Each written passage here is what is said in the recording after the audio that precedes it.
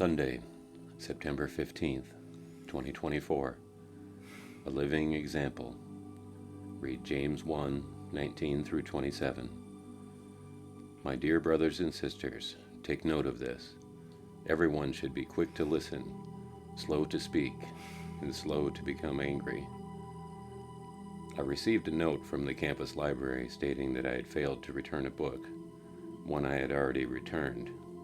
Indignant, I immediately phoned the library's office. I told the employee that I had returned the book and insisted the mistake was on their end.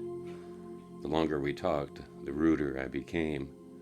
The worker eventually found the book, and it had been returned after all.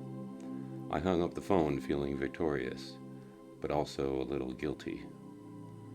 As a Christian, I knew what God wanted from my conduct toward others, yet I had failed to live out God's love in this situation. The next day, I called the library again and apologized. I acknowledged my overreaction and lack of understanding, and I asked for forgiveness. James 1:19 to 22 encourages readers to be quick to listen, slow to speak, and slow in becoming angry, so that we may live out a righteous life that God desires for us.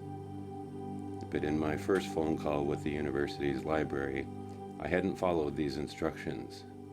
My anger hadn't led me towards God's righteousness, but hopefully admitting my mistake did.